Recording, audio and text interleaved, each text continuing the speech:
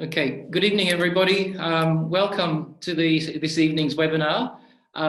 We will start on time. On behalf of the Center for Tourism Research at Wakayama University, Japan, I'd like to welcome you all to the inaugural webinar in the series Tourism, Sustainability and Recovery, Asia Pacific Expert Outlook. My name is Joseph Chia. I'm a professor at Wakayama University, but at the moment I'm talking to you from Australia. We also welcome participants from across Asia and Pacific region and beyond, and we thank you very much for joining us. The Center for Tourism Research aims to be a key hub for tourism research in the Asia Pacific region, and today's webinar is one small part in that overall mission. We welcome visitors and we invite you to consider coming to collaborate with us. This webinar series will be run on a monthly basis and will feature speakers at the leading edge of tourism research and practice. While a necessary focus will be the Asia Pacific region, the overarching emphasis is obviously on global tourism. And the webinars will be scheduled for approximately 1 hour at a time or just a little bit longer. Most importantly, we acknowledge the kind support of our tourism industry partners, PATA, the Pacific Asia Travel Association, and tonight we have their Chief Operating Officer, Mr. Trevor Weltman, here to join us as a panelist. We also like to thank the UNWTO Regional Support Office for Asia and the Pacific in Nara, which is not too far from Wakayama, and the Kansai Tourism Bureau as well. But to begin today's webinar, I'd like to firstly showcase the Center for Tourism Research and give you a brief introduction to the faces behind the center via a short 2-minute video. And this will also help people who are logging in to join us when the session starts. So please stand by. Here now is a 2-minute video to introduce you to the Center for Tourism Research.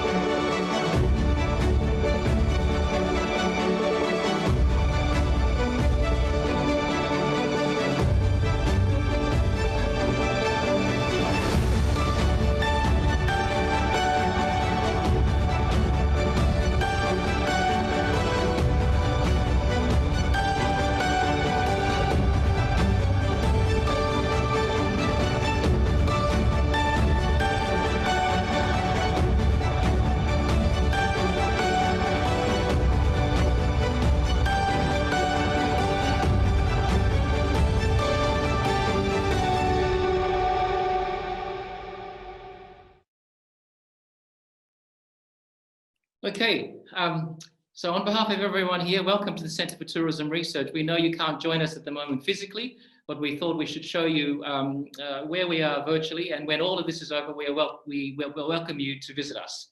Now, to begin the formal part of today's webinar, I'd like to ask the President of Wakayama University, Professor Ito, to offer a warm welcome to all participants of today's webinar. Thank you, Joseph.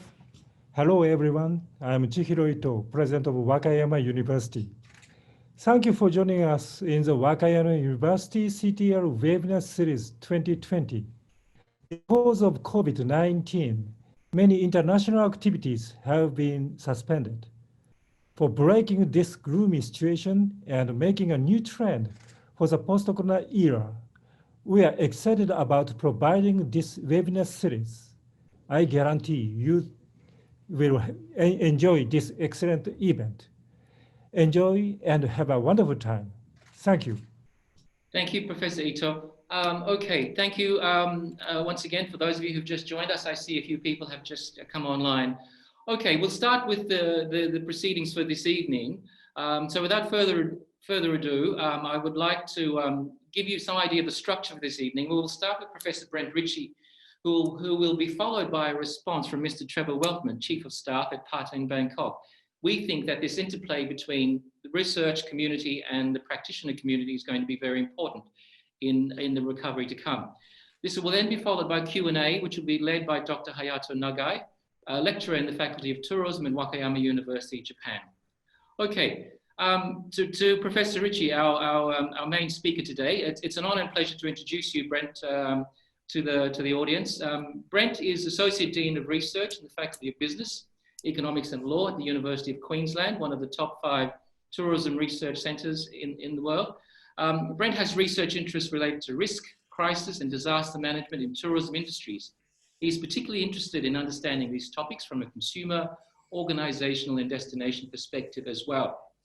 Brent has worked in this field since 2001, publishing over 100 articles and book chapters, and he is also the author of the 2009 book titled Crisis and Disaster Management for Tourism, published by Channel View, and co-editor of the book Tourism, Crisis and Disaster Management in the Asia Pacific, published by CABI. Brent is also associate editor of the Annals of Tourism Research, where he curates a collection of papers on tourism risk, crisis and disaster management. With that, I hand over to you, Brent. Thanks very much, Joseph. I'll just share my screen. So here we go. All right, so hopefully you can see the title page there. Thanks very much, Joseph, for the introduction. Thank you, Professor Ito, for the introduction too from Wakayama University. It's great to be here.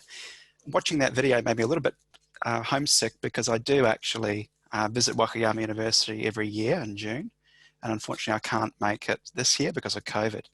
So really looking forward to returning at some time in the future, Joseph and my colleagues at CTR. So as Joseph said, I've been researching this area for a number of years, and I thought it'd be good to talk about COVID and travel and tourism. And what I want to do is really talk about some of the possible response strategies. So COVID obviously has had a massive impact on the tourism industry. And there are things that we can probably learn from other crises and disasters. So what I wanted to do is just go through some of the initial observations I have, some possible response strategies, and draw some parallels with what I'm seeing happening at the moment across the Asia Pacific.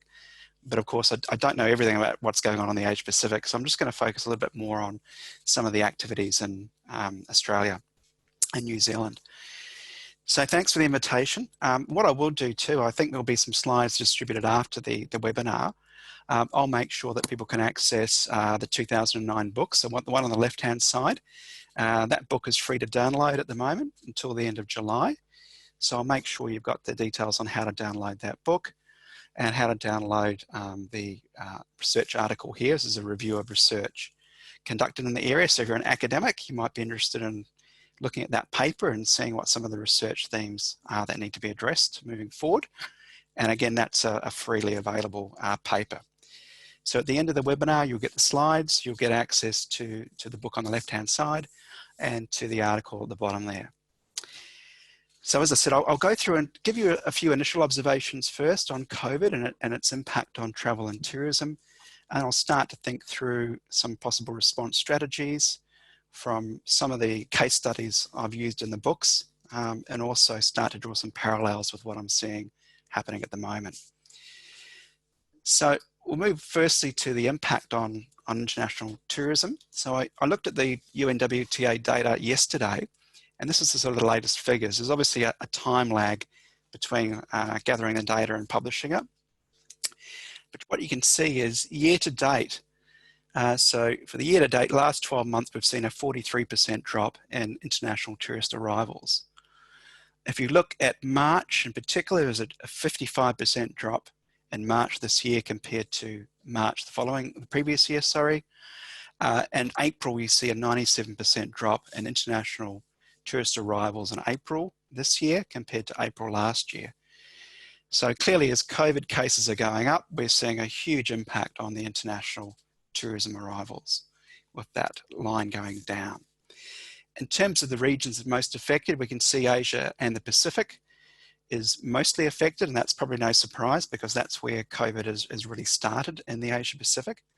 And you see a 51% drop year to date in terms of tourist arrivals in the Asia Pacific. Less of an impact at this stage in this data for the Americas and Africa, but probably that's going to be increasing, particularly in the Americas, from what we're seeing in the United States and Latin America at the moment. And then in terms of sub-regions, if we look within the Asia Pacific, we see Northeast Asia having the largest impact, around 56% drop year to date. Southeast Asia, 48%, and Oceania, 42%. And that's where Australia is, and Oceania, 42% drop. So that gives you some idea of the impact that COVID's having on our international tourist arrivals. Now, if we look at countries, and the impacts are not equal, although overall we see those figures having a huge impact on global arrivals, particularly for me, it's uneven. We see quite a large impact on countries that are very reliant on tourism, either as part of their GDP, a total share of exports, or where international tourism plays a really important part of their total tourism demand. And we see that a lot of these are actually island destinations, Pacific island countries, such as Fiji, Tonga, and so on, or Timor-Leste. And we also see too, the Philippines and Thailand and Malaysia, where they have a strong percentage of share of GDP and total exports related to tourism. So they're a lot more vulnerable than other countries in particular, because they're dependent on tourism-related income. If we take a look at the figures, this is a couple of months old now. This is the UNWTO scenarios that they're predicting the impact of COVID in 2020. And scenario 1, this is based on lifting of restrictions, border restrictions in July. And that was estimated about a 58% drop in demand if border restrictions were opening in July. In September, about a 70% drop. And then in December, a 78% drop. And these are scenarios that the UNWTO has put together. And possibly, I mean, we haven't seen many restrictions being opened to date, so potentially the impact could be a lot more significant than the 78% here. Interestingly, if you look at other crises and disasters, you see a very limited impact. The biggest impact we see is the global economic crisis back in 2009 with a 4% drop. So here we're looking at a very unprecedented event, a massive impact on our international tourist arrivals. And that's really poses significant challenges to the tourism industry, particularly, as I said earlier, the kinds of countries that are reliant on tourism and international tourism in particular. So some initial observations. The impacts are unequal. We're seeing a bigger impact, I think, clearly on the developing countries and developing economies, which are more vulnerable. And these are countries that probably have been transitioning out of agriculture and fisheries and primary industry towards tourism. So they're a lot more vulnerable and the impacts on them are going to be a lot more severe. And that worries me quite a lot. In terms of unequal impacts too, we'll see that certain industry sectors will have a higher level of impact, particularly those focusing on international inbound tourism and outbound tourism. So airlines, tour operators, travel agents are going to be much more impacted than retail or hospitality, when perhaps they can pivot to domestic or local customers. And we've got to remember too that tourism related industries are more likely to be small and medium enterprises or owner operators. So they don't have a lot of cash flow or cash reserves. So this is quite important for when we think about response strategies. Government's going to have to think through how they provide stimulus packages to small and medium enterprises in a way that is easy for them to access and does support them, because it's very unlikely they're going to have cash flow potentially beyond the end of the year. In terms of COVID, I think we're potentially going to be still dealing with this in 2021 and 2022. We're still seeing, we're seeing waves, second or third waves happening once we've seen some restrictions being lifted. And certainly that's the case here in Australia and Victoria. We're seeing a surge in cases. linked back to quarantine and hotels. So it might be a bit of a case of we might have 2 steps forward, we might be able to relax some restrictions, but then might be 1 step back because of the impact of additional cases. So this is going to be a challenge for global tourism because recovery times are going to be staggered. But I guess the silver light for some countries is that 70 to 80% of tourism is domestic.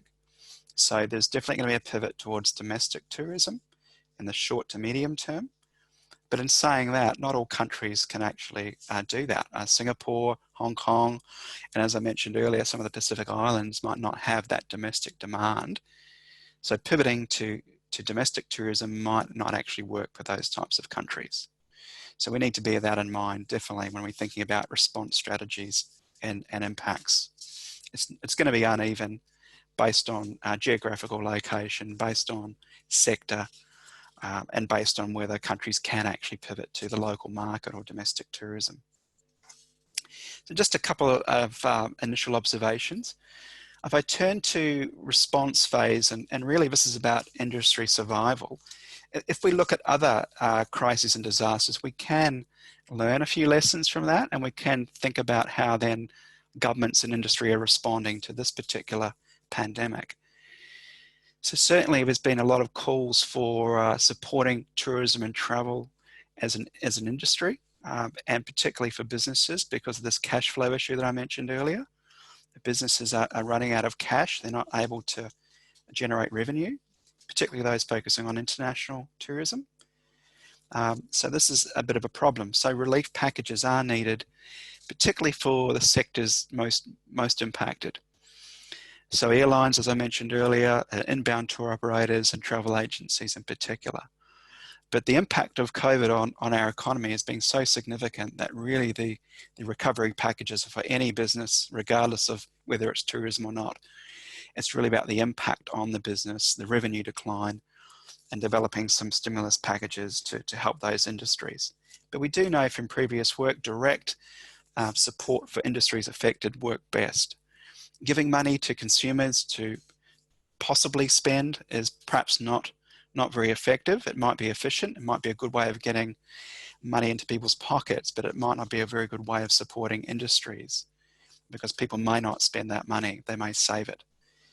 So the most effective way to support industries and businesses is actually through direct support. It might be through rate relief, tax deferrals, guaranteed loans so that people can maintain their business operations. So in Australia, the big stimulus package there has been the JobKeeper payment, which is about $1,500 a fortnight paid to businesses that have been impacted upon by COVID. And that money is there for them to then employ and keep their staff in jobs. That package is due to run out in September. It's now been extended to March next year, but the rates of pay are going to be cut down over the next 6 months with the hope that businesses can start to get a little bit back to normal. What we also know from previous research is really that because we're dealing with small and medium enterprises in tourism, that the application processes to secure these stimulus packages and this support needs to be easy, simple, and not complicated. I've seen some media reports in the UK to say that it is difficult for small businesses to actually get some of the relief and some of the support packages. Here in Australia, it does seem easier. I've seen some recent data to show that 9 out of 10 businesses are able to access and are accessing the JobKeeper payment, so that is good. But in some countries, this is challenging for businesses to access those kinds of funds. So access needs to be very easy and simple and not complicated. The other thing we know too is that the business associations play a really important role at gathering data and evidence on the impact of tourism and travel. And I think that's a very important point.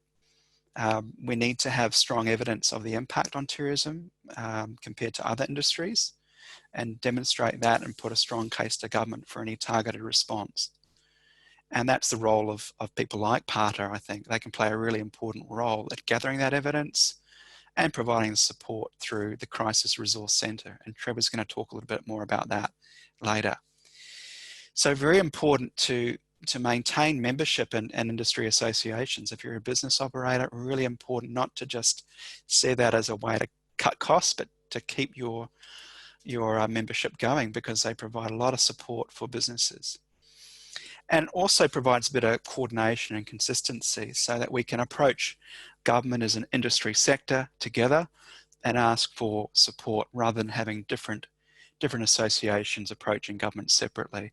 That gives a real mixed message, very confusing for government to deal with many different associations. They can deal with the peak body, or in the case of PATA, one organisation for the Asia Pacific, that's better, rather than individual associations. So these are things that we've learned from the past, and I think where it's important to make sure that this is happening, that tourism goes to government with evidence and with one voice. In terms of response phase 2, we're seeing marketing is probably limited. It's probably not worth doing any marketing campaigns now because people can't travel. There's restrictions for international travel. It's really about top of mind marketing, keeping in contact with your potential consumers, getting to think about starting to dream or anticipate a trip to your destination. And we see that with some of the hashtags Travel Tomorrow. We see that with the Travel Netherlands here. Starting you to get to dream and consider them for when borders are reopened. In the short to medium term, it's going to be more local travel, staycations, maybe intra-regional travel, and some limited cross-border travel. And so here in Australia and Queensland, where I'm based, we are able to take people from states and territories into Queensland, except for Victoria at the moment. So a lot of travel is intra-state, or now we're seeing some more interstate travel actually happening. Now that's good for Australia, but as I said earlier, some countries don't have the capacity to have domestic tourism at this stage. We are seeing people quite concerned about health, obviously, and hygiene. And this again is where industry associations can help their members to give them protocols and guidelines on how to deal with this. And this is some from the WTTC that they're providing their members to give them these guidelines so that they can actually provide a safe environment for their customers. So these are, in the short term, some things to think about. Interesting, this picture here, you may think, well, this is Bournemouth Beach. This was taken a few weeks ago. After some hot weather, we saw people start to relax and become complacent and go to Bournemouth Beach in the UK. And this is the crowding. It's not last year's photo, this is this year's photo. So we do have some real problems around complacency and social distancing happening in some particular destinations. In terms of markets, if we look at the importance of domestic tourism, particularly the visiting friends and relatives market, we know from previous work that these markets may be more likely to return faster to a destination. They're more familiar with the destination. They may have visited before. They may have friends and family. And so we know from previous studies that this market is likely to return a lot quicker than other markets. So again, that's good if we've got potential to develop domestic tourism or attract domestic tourists, but it might not be the case for all countries. Just an example here, one of my colleagues from UQ has done some research here in Australia, and about 50% of Australians do want to travel domestically when restrictions are lifted. And they want to do it to support Australian tourism. And their preferences are changing. We've heard this a little bit in the mass media, that they want open spaces, they want to drive to their destinations rather than flying, and they do want to be careful around hygiene standards and so on. So some indicators that domestic tourism is going to be important moving forward. A couple of examples here. I'm actually from Dunedin in New Zealand, and we've got a little tweet here from Dunedin in New Zealand saying, international travellers say last year, you might not be going where you hoped, but the good news is you can come to Dunedin, New Zealand. We've got the beaches like Bali. We've got the pyramids like Egypt. We've got the history and culture like Edinburgh. And we've got the wildlife safaris like Africa. So a bit of tongue in cheek here. but it is encouraging New Zealanders to travel domestically to Dunedin. An example here of a staycation with Hong Kong. Hong Kong really doesn't have domestic tourism, but local people can explore the city. They can go and stay in a hotel even, they can have a restaurant experience, and that is very good for the businesses in Hong Kong, but they don't really have the ability to drive domestic or international tourism at this stage. So their campaigns around staycations, the local market. In terms of understanding consumer preferences too, we're seeing some consultancy companies partnering with travel associations. This is a McKinsey company partnering with Hayato to provide some lead indicators to give some sense of what might be happening out there, so that businesses can start to think about reopening, or airlines can start to think about what routes they can start to service in the future. So this is capturing data on COVID, state of COVID in particular regions or countries, passengers' interest in travel from a survey that McKinsey do, and then willingness and decisions to travel based on website data and based on flight search indexes and flight purchasing indexes from IATA. So all this information is available for businesses and airlines to search, and they can delve into regions or countries to get an idea of lead indicators and where there might be prospects for developing routes or reopening routes from a airline perspective. So these lead indicators are going to be pretty important moving forward. Other lead indicators around consumer confidence are also going to be important because they provide some indication of where there might be potential growth from a tourist market perspective. And I've just given an example here of Vietnam, because Vietnam actually has very low cases of COVID. I think it has under 400 cases and no deaths. So interesting looking at their spending pattern shifts. So on the left-hand side, we've got during COVID versus before COVID, people's spending behavior. And we can see people still were shopping for groceries and food delivery and takeouts and entertainment at home and telecommunications, but certainly travel and tourism dropped significantly in Vietnam during COVID versus COVID purchasing. Interestingly, anticipated post-COVID purchasing compared to before COVID, we're seeing not much of a shift, a bit of a shift, but still purchasing behavior is quite low. So still at 20% lower than before COVID.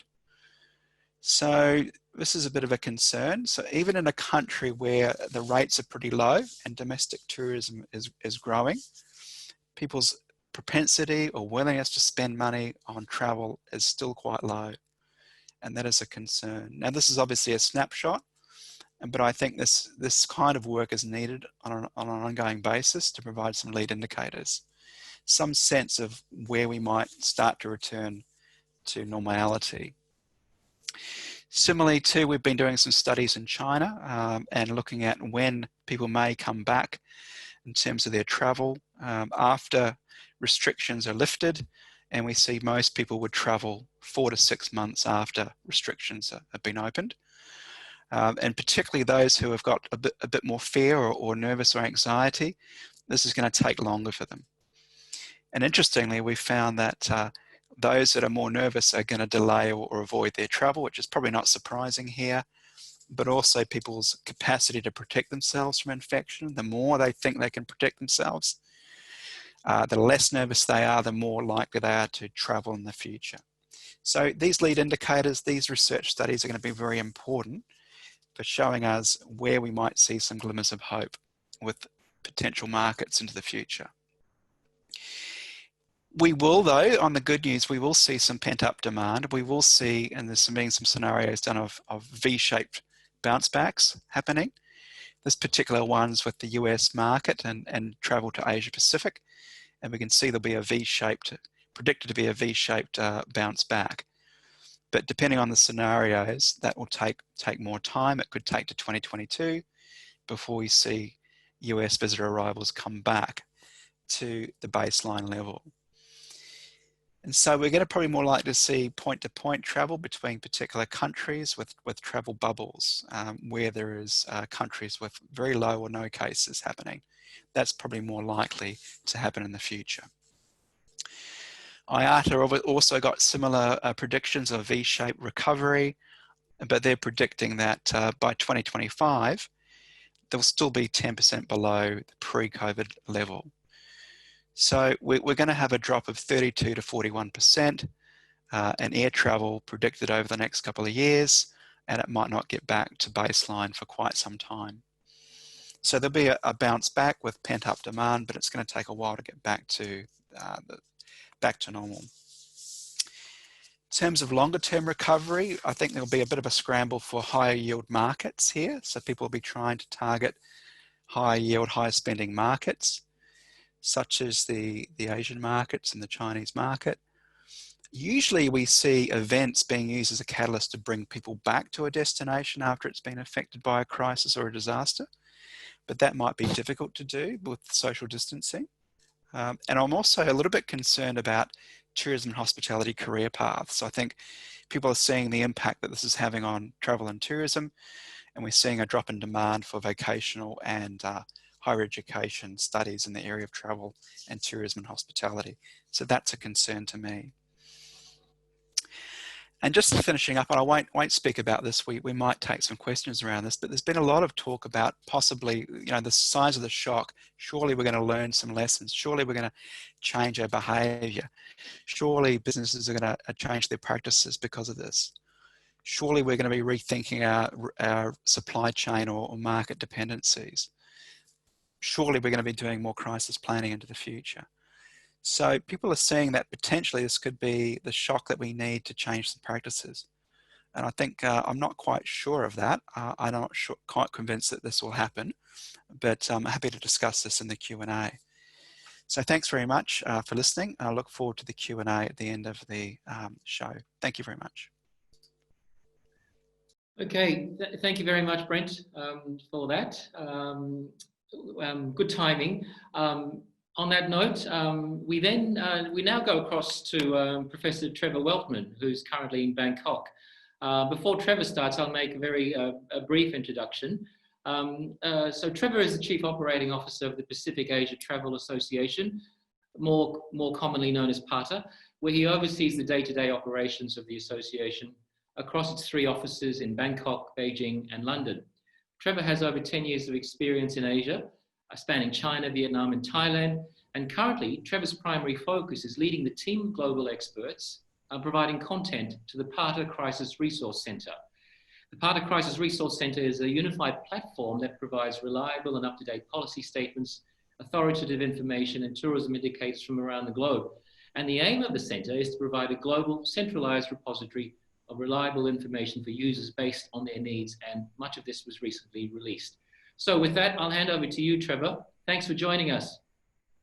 Thank you very much, Joseph, and thank you, Professor Ritchie, for your wonderful presentation.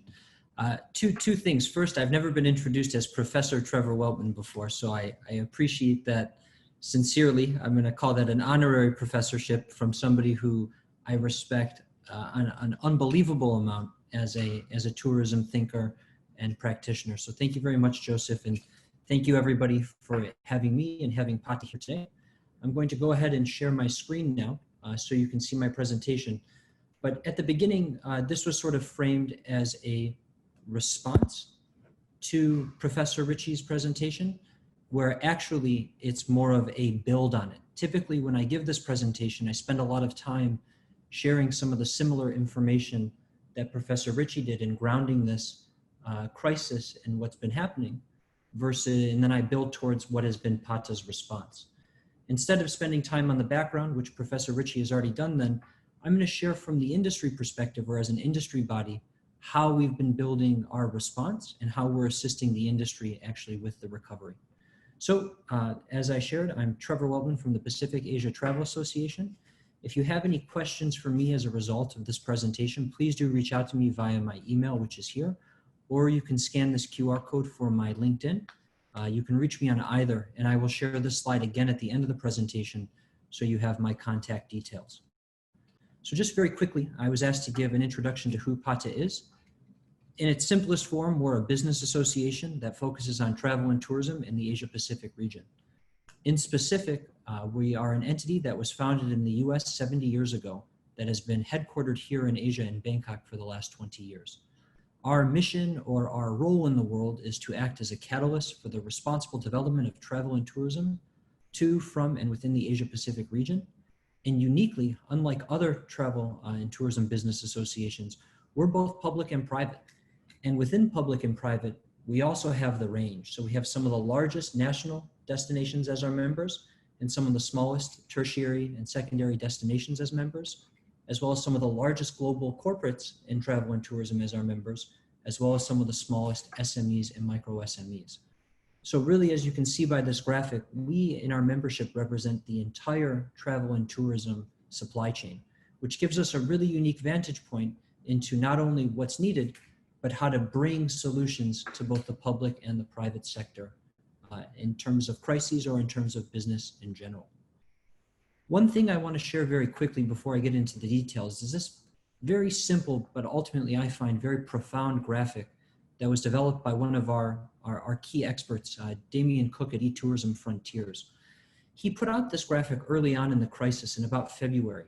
And even though it's scant on details, it is ultimately the trajectory that we are on right now, which is in order for travel and tourism to open up, it's going to have to follow this timeline or this timeline of events in order, which is first the easing of the restrictions, which is what we're now starting to see. Next, domestic travel picking up either via road or non-air air travel. Then the resumption of domestic flights. Then the resumption of international flights, business travel, the FITs, and then a while after group and volume travel. Again, the big question is, when will this happen? Well, nobody knows. And the second question is, well, how long of a time between these tranches will actually take place? And again, nobody knows, but I find that I have to return to this map again and again when I speak to the governments, the corporates, and the SMEs to remind them at a high level where we are and the work that still has to come. So I share this with you all. This will be shared in the slides, but this is ultimately a very powerful graphic in grounding us in our journey going forward. So specifically, what is the industry asking us? What are the governments, what is the private sector asking of PATA at this time? Really, all the support that we're being asked can fall under three distinct categories. First is market research. What are travelers thinking? This has evolved from health and safety to consumer confidence to dreams of where to travel next, etc. Next is the governance and policy. What policies should the destinations and the corporates be putting in place, either adopting or creating on their own for the safe resumption of travel? And three, how to finance the actual management and recovery from the crisis. Where to find that money, or if they have that money, how to politic for it internally from the national government, the municipal governments, etc. And of course, there's a big interest in the source markets and a big interest regionally and around the world in China. Looking at some of the outbound sentiment analysis, what are the Chinese now thinking as they start to come through this crisis? And also specifically, what do the per capita losses financially in China mean for Chinese consumers and their desire and ability to travel? So what has been our response? Early on in the crisis, there was not a lot of coordination happening in the industry in the region in terms of where the information could be found that was credible. PATA was one of the first entities to put out a statement. We were one of the first entities to start hosting webinars, and we quickly became overwhelmed. We were doing this in an ad hoc way because typically in the past, we supported the industry on the recovery side. Destinations would reach out to us post-crisis to assist them. However, as the crisis deepened, we really recognized that there was a lack of centralized crisis response and recovery leadership, and we've sort of risen as a de facto leader now as this has gone on. And as a result, in partnership with the Asian Development Bank and several experts in our membership, we've built the PATA Crisis Resource Center, which is live. It is a public resource aiding in the rapid, robust, and responsible renewal of the Asia-Pacific travel and tourism industry. And you can visit this on your own at crc.pata.org to use the tools that I'm going to outline in a little bit. Just very quickly, what is the purpose of our CRC? The purpose is to help solve the Asia-Pacific tourism industry's urgent need for crisis leadership. And we really want to lead and coordinate this, but in a sustainable way. This shouldn't just be about COVID, through our surveys, through the surveys that other entities have uncovered, be them the WTTC or UNWTO, there is an ongoing need and a past need actually to prepare for crisis and manage it better going forward. And finally, I just want to say what our focus is. You know, we are Asia and the Pacific. Our focus is the governments and SMEs, and as much as possible, our CRC is looking to be action-oriented. This means the resources that we're putting out are practical to the situation in the current phases of recovery that are currently taking place, with the goal of being useful on the day that they're read for the businesses and the governments who are using these resources. So very action-oriented to the need of the industry and responsive in that way. Of course, we are trying to not just rebuild renew the industry or recover, we're looking to rebuild in a more sustainable way, which in the short term means that our CRC is 100% focused on the management and recovery from COVID-19. And I think with the number of scholars on call and the people doing the tourism sustainability research, we all want to prevent against tourism from again becoming a diesel generator of unsustainable economic and environmental activity. We want to tie our recovery to building a better industry and make sure that with our partners that we're also reaching out to their constituents as well and really bringing on the best experts in the industry available to help build and guide these resources. So the first resource I want to highlight for you is our recovery planner. This is an interactive tool that you will put in some information about what's happening on the ground in your destination in terms of case count, in terms of dates that are projected for opening up borders, etc. And based on the information you put in, just about 7 or 8 questions, we'll be able to feed back to you a PDF email that shares not only what phase your destination currently is in with regard to recovery, but also give you links to resources that we've built or outside of our Crisis Resource Center specific to deepening your recovery at that phase or enhancing your recovery at that phase. Next, we have our communication guides. These were developed by John Bailey, who is a foremost leader in crisis communication for the airline industry. In fact, he literally wrote the book on airline crisis communications and was instrumental in the IATA guidelines that come out every year. He wrote those. What we've done is a twofold strategy here. Our crisis communication planner is a general strategy for crisis communications for destinations and for tourism practitioners, regardless of what crisis is happening. These are the best practices. But then our communication strategy guide is specific to COVID, and that's giving sort of step-by-step instructions on how to communicate the changes that your business or your destination is actually making during COVID in order to communicate this to your constituents and your consumers, your travelers and your clients. Next is our case study library. I think as Professor Ritchie shared, it's good to look at case studies. Many people have said throughout the crisis, there is no comparable in history. And Professor Ritchie's 3rd or 4th slide there, which showed the impact of COVID, certainly has no comparable. However, we also believe that there are best practices that can be learned from how different destinations and organizations have recovered from crises in the past.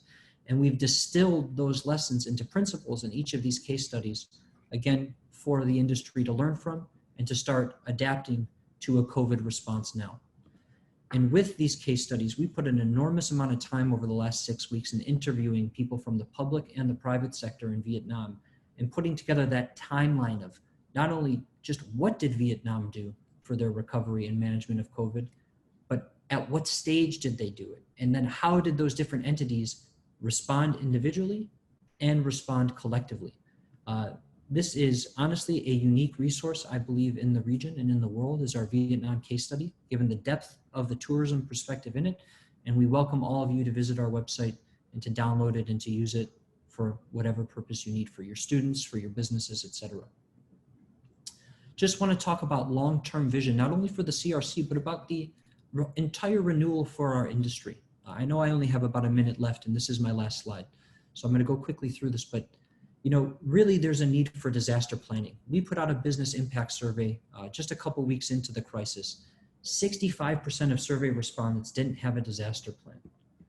Furthermore, did I leave that up there? Furthermore, over 40% of the businesses of the SMEs we pulled didn't have money for more than 2 months out from that time. So obviously there's a need for disaster planning and preparation.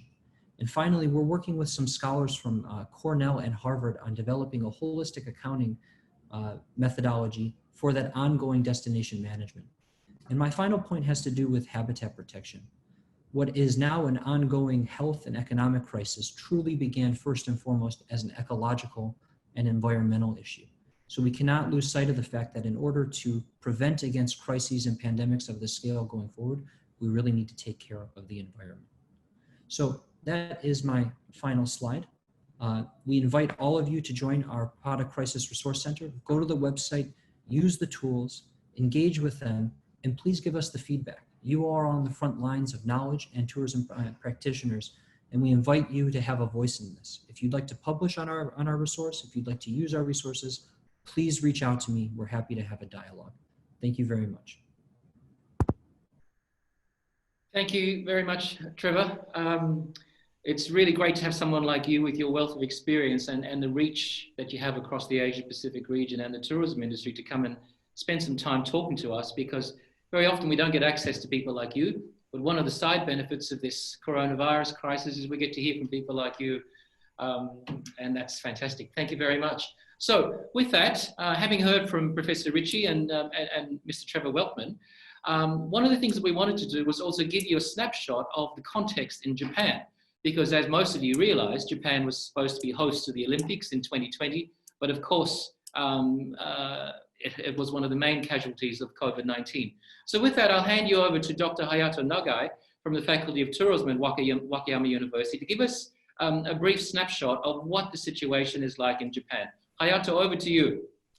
Thank you very much, Joseph, for the introduction. Hello, everyone. My name is Hayato Nagai. I'm a lecturer here in Wakayama University. So my part is very short, very quick one. I will have about 4 minutes, and I have 3 slides to share with you. And because I see many people joining from different countries, which is very great, but I think some of you are not very familiar with Japanese tourism situation before COVID. So we'll show you some of the slide and give you a quick snapshot. And let me just share the screen. Here we go. Okay, so hope you can now see this my slide. So this slide, I kind of created a bar graph here.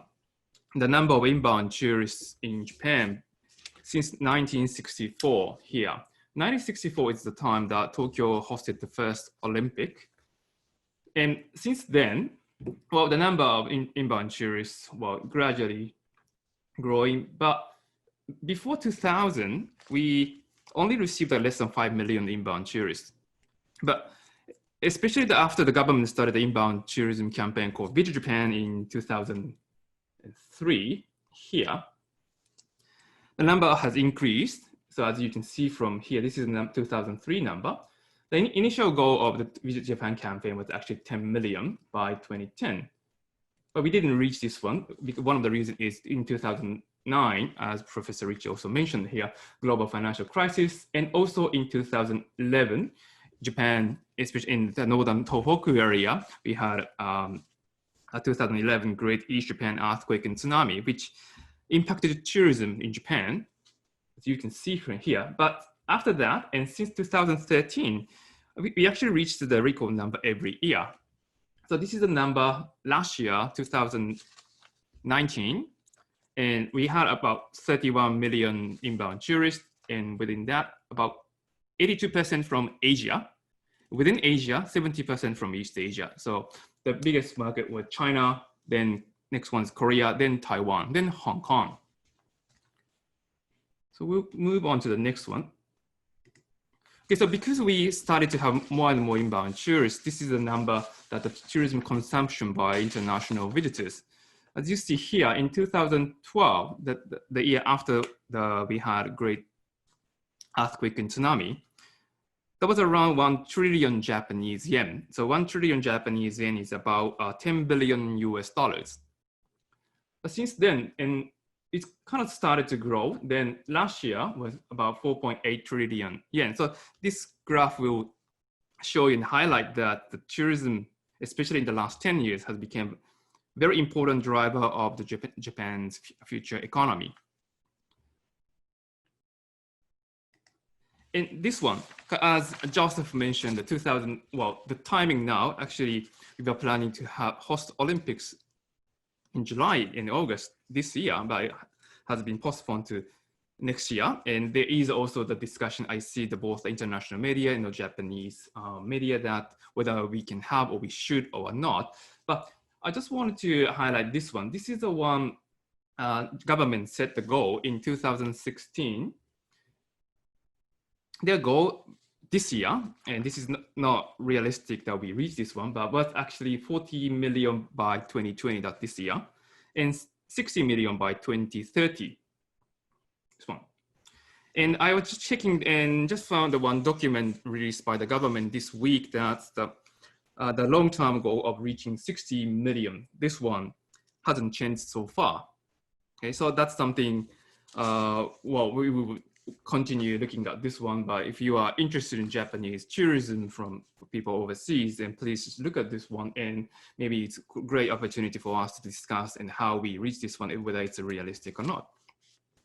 So, well, because of limited time, and I will also want to use time for Q&A session. So but thank you very much again for giving me opportunity to provide this quick snapshot. And it was very quick, but I hope I provided some information for audience, especially who are not familiar with Japanese tourism.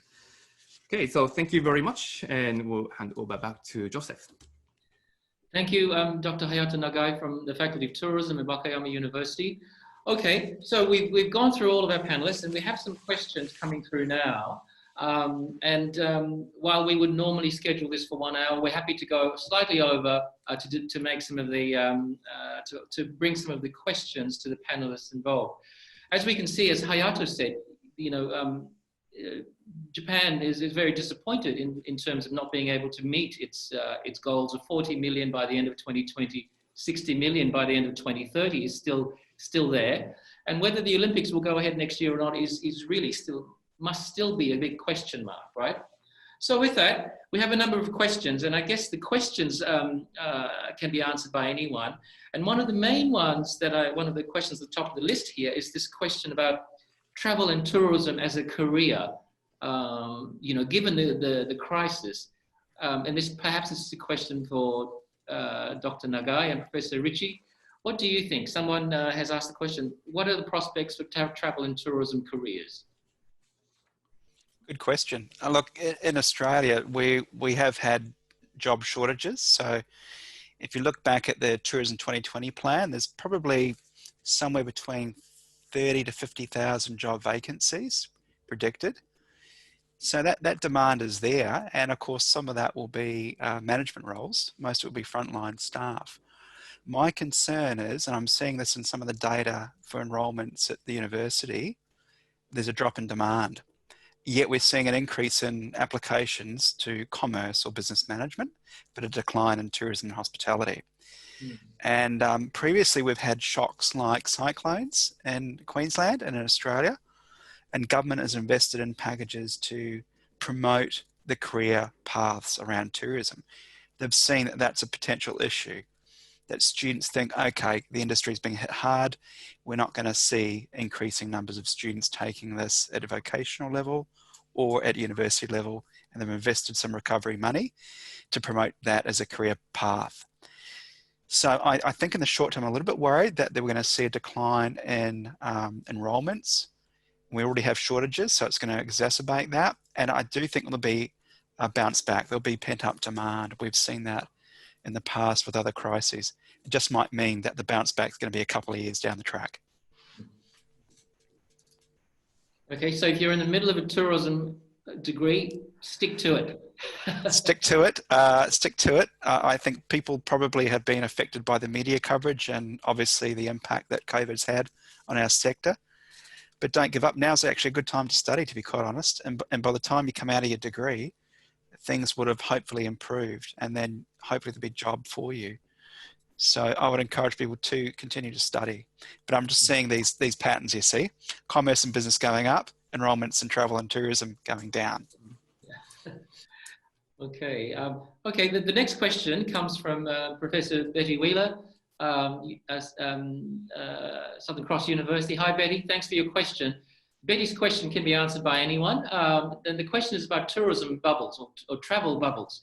Where is it likely to form, and the pros and cons, especially for those outside the bubble? So either you, Trevor or Brent, whoever wants to grab that first. Trevor, do you want to go first? Sure. I've been advising, actually, and Pata's been advising multiple governments in the region at different stages of this discussion on what it means to open a travel bubble. And I can't disclose too much, but I do want to talk about the enormous complexities surrounding a travel bubble. I like using the example of Australia and New Zealand, and Professor Ritchie, you're going to round this off with more detail, I'm sure, but just looking at this from the outside, two countries that have a long history of trade, commerce, and tourism. They have a shared language. They have mutually intelligible, or excuse me, mutually accessible healthcare systems, and a lot of overlap with the insurance, et cetera, and many other similarities. Of course, differences, but similarities. We still don't have a fully open travel bubble between those two countries.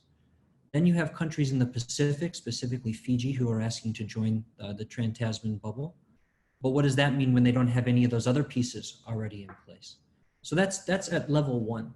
Level two is starting to look at the actual components or indicators for readiness for opening, whether these are the hospital beds, helicopters, who's responsible for repatriation at what step of the journey, the insurance companies, the airlines, the individual nationalities at play, the state lines.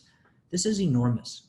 And I don't want to sign off on all hope on these travel bubbles. I believe we're going to see more and more successful rollouts of these as we get further into recovery.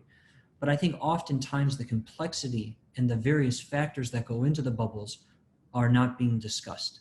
And that's what I wanted to highlight here. Over to you, Professor Ritchie. Well, I agree with you, Trevor. I mean, we had a meeting with the New Zealand High Commissioner back in March. It wasn't about travel and tourism, it was actually about the vaccine, and UQ's developing a vaccine for COVID.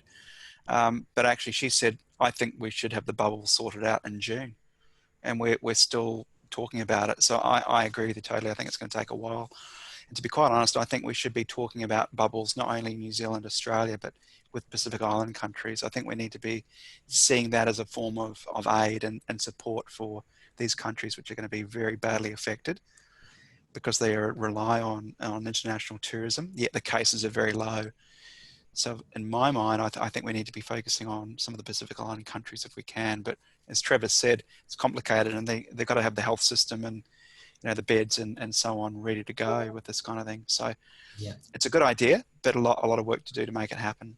Yeah, and just to share, I think consumer confidence is actually a secondary consideration versus national confidence right now. And the conversations have all changed since the end of June when I believe two things happened in the region to change that. First was the second wave out of nowhere in Beijing. So you have the most lockdown city and the most lockdown country that still is able to have a minor resurgence in the virus. And then some of the countries in the region who were slated to open their borders delayed again, Vietnam, Thailand, etc. So I believe that was actually a turning point in the crisis to start touching on this conversation of, well, are we really waiting for the vaccine in order for bubbles to actually happen, etc. I don't have an answer on that. And please don't misquote me that we're only waiting on the vaccine. I don't believe we're actually there. However, I do believe over the last few weeks, we've reached a turning point from what's possible to a more sobering prognostic on what might happen before the end of the year or not. Okay, thanks, Trevor and Brent. And interestingly on the vaccine, Trevor, as you mentioned, at the very beginning of the recovery, people were saying that all we need is the discovery of a vaccine to fix things, right? But now researchers at Oxford yesterday were saying that while we might find a vaccine, it's not necessarily, its efficacy is not 100% foolproof, right? So the risk factors are still there to some degree. Okay, we'll move to the next question from Si Hai Kong, who's asking this question, and it's probably for you, Trevor. It's about SMEs. Sure. Did most of the companies in the tourism industry learn from previous disasters, as you can see now, or are you finding SMEs still ill-prepared for the crisis that's unfolding? Well, ill-prepared is maybe an aggressive term here. Because we haven't seen a crisis of this scale. I think in some instances, in whether it's tsunami-prone areas or flood-prone areas or earthquake-prone areas, if you have a crisis, you can maybe point fingers and say we should have been more prepared We should have learned from the last one better. And there are aspects of this crisis that infrastructure, be it business infrastructure, physical infrastructure, destination infrastructure, could have been better. And we can have that conversation. However, and I take it back to Professor Ritchie's third or fourth slide, nobody in any industry, in any business of any size, really had a game plan for a global pandemic in the era of globalization. What do we always say? The last one of these took place in 1918. And that was not only 100 years ago, it was about 1,000 years ago in terms of the complexity of international commerce. So I think it's a little hard on the SMEs to say that maybe they should have been prepared for this crisis. Now, with that being said, what we uncovered in our business impact survey, which we put out in late January, early February, was just starting to put numbers to the lack of preparation or to the absence of preparation. As I shared in my presentation, 65% of the businesses had no crisis preparedness plan at all. So this could mean if it was for a local crisis, such as a volcano, an earthquake, bushfires, whatever it is, there was no crisis plan, which is problematic and needs assistance and training. And second, when we look at the cash reserves, it's devastating. Actually, at that point, people had only, over 40% had only 2 to 4 months of funds left, and over 50% at that time, and this is in March, when we looked at the results, had already reduced staff or reduced staff pay. So there's a need. And we need, as governments, as corporates, as anybody in the supply chain, to think about who do we rely on for running business as usual, and how can we support them now in financial ways, but going forward in non-financial ways to be more prepared and more resilient for future crises. Thank you. Thank you, Trevor. The next question is about domestic tourism, and Professor Ritchie, you touched on this for a bit. The question is, how viable is domestic tourism as a recovery response, and to what extent is the shift from crowded city centres to less crowded rural and peripheral areas a case of problem shifting? Because we see many countries now, especially we see this in Spain and recently, where they're talking about people in regional and rural areas being reluctant to have tourists. We see that in Australia as well. We see that in Japan. The fear that people from the cities are going to be bringing the virus to the countryside. How do we deal with this situation? And back to the overarching question, how viable is domestic tourism as a recovery response? It's probably the only option we've got, to be quite honest. I mean, and I gave the examples of Hong Kong and Singapore and Pacific Island countries which don't have domestic tourism. So we've got to take that into account too. But really, it's the only options we've got. I guess the issue is it's not necessarily a high yield market. The spend is lower. But in saying that, maybe there is an opportunity for people to rediscover their country, and maybe there are opportunities to develop higher end products and experiences for domestic tourists. I mean, you take Australia, I think it's something like billions of dollars, in fact more money spent internationally by Australians than in the country. So there is an opportunity if we can capture that dollar, if we can showcase high quality experiences, there could be a high yield sort of market there. But at the moment, it's not. In the case of North Queensland, I think obviously people are travelling around Queensland, and the occupancy rates are still 10 to 20% up in North Queensland. And that's because the reef and the rainforest is very much driven on the international market. So I think really it's only the only option now. I can understand why some regional areas are probably worried about people coming, but I think if we've got the health situation under control, if freedom of movement's okay, I think we need to trust the health agencies and welcome them, because I think that can provide the economic development that we need. Okay. So not high yield, but it's going to be perhaps a strategy we need until the international borders are open, and that could be quite a while, to be honest. Yeah. Trevor, did you want to add to that? No, I think that's a very good answer. Actually, Okay. I shook my head the whole time, and I want also Professor Nagai to have some time and some further questions. Very, very good answer. All right. The next question, and there's a couple of questions. We've just gone over our hour allotment, but we will try and get through the next two questions and probably spend no more than another 10 or so minutes.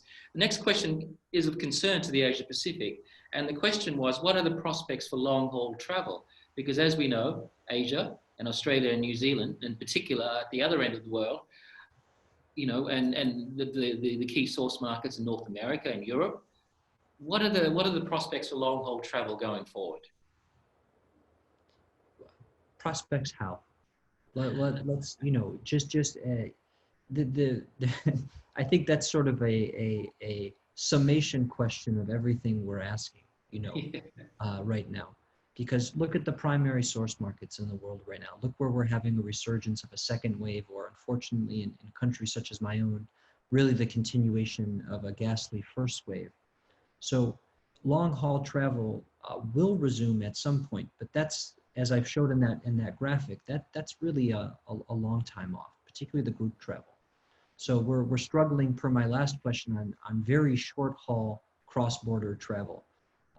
We will return to cross-border short haul and long haul as well, but it may not be for some time. And I know that that's not a precise answer, and I also know that it's not a desirable answer, but it's the reality of the situation I believe we're in. Mm-hmm. Trevor doesn't have a crystal ball. We don't have a crystal ball here. Yeah. It's going to be quite some time away, I suspect. Yeah, yeah. Okay, well, we've got time for one more question, and the question that's come through is in relation to, we were just talking about source markets for Asia. One of the things we know that in Japan, as an example, and Dr. Nagai touched on that, 75% of all the international inbound arrivals are from within the region. And more than half are from, well, close to half is from China and Hong Kong. Now, which raises the question about China.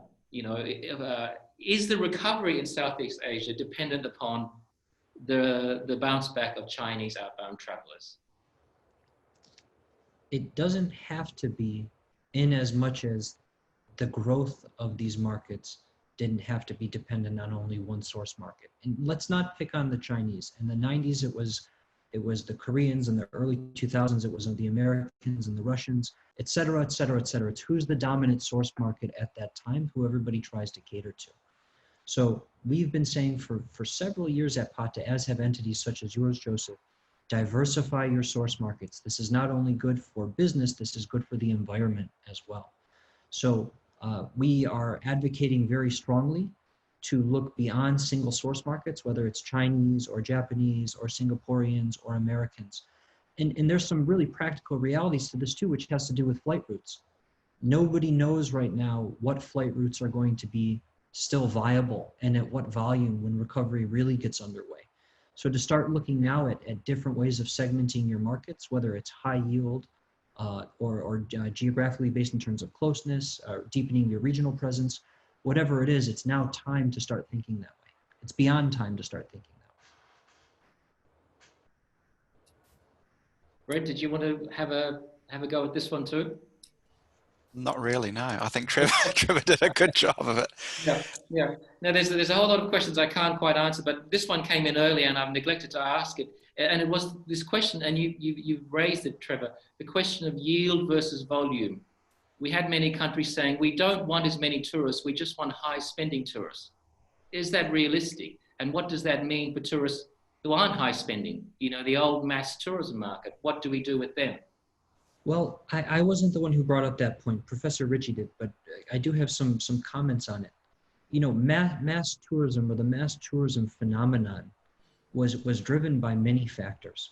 And again, the destinations are asking, you know, we built it up and we were working on this high yield or high volume, low yield model for many years.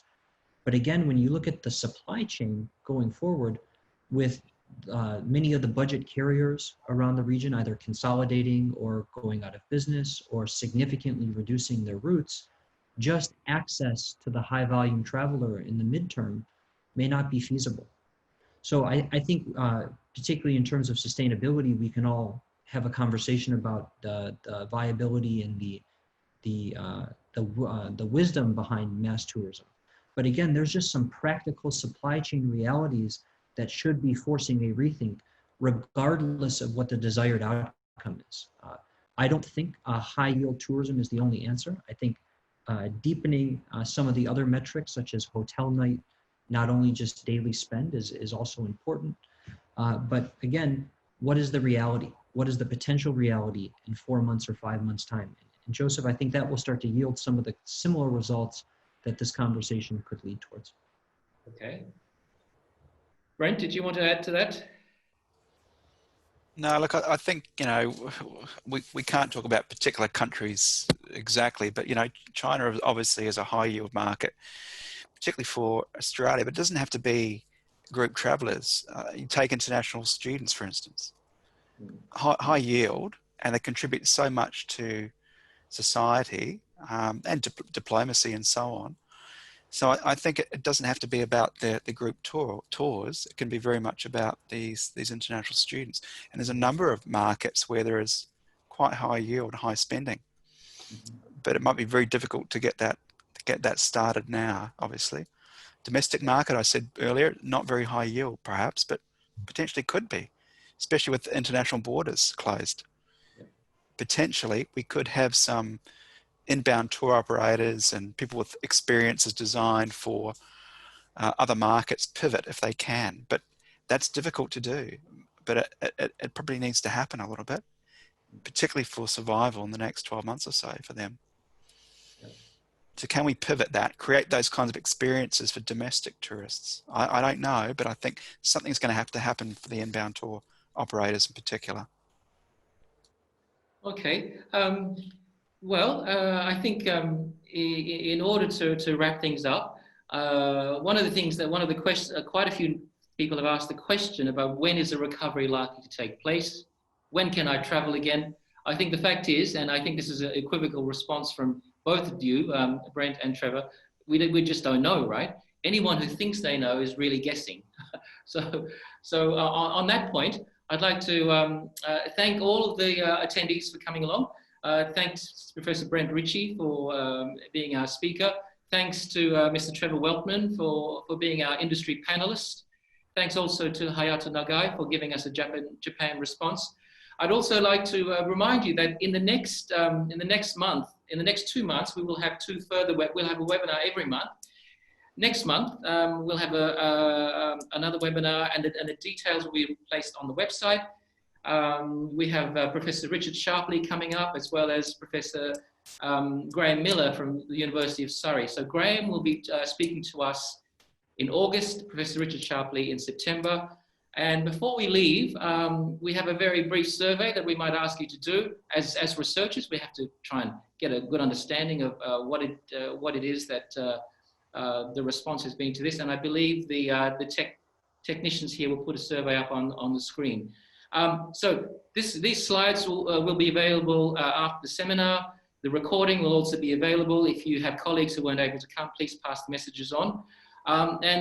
We thank everyone involved, and we look forward to seeing you for our next webinar with Professor Graham Miller from the University of Surrey in August, and the dates will be posted to everybody on the mailing list.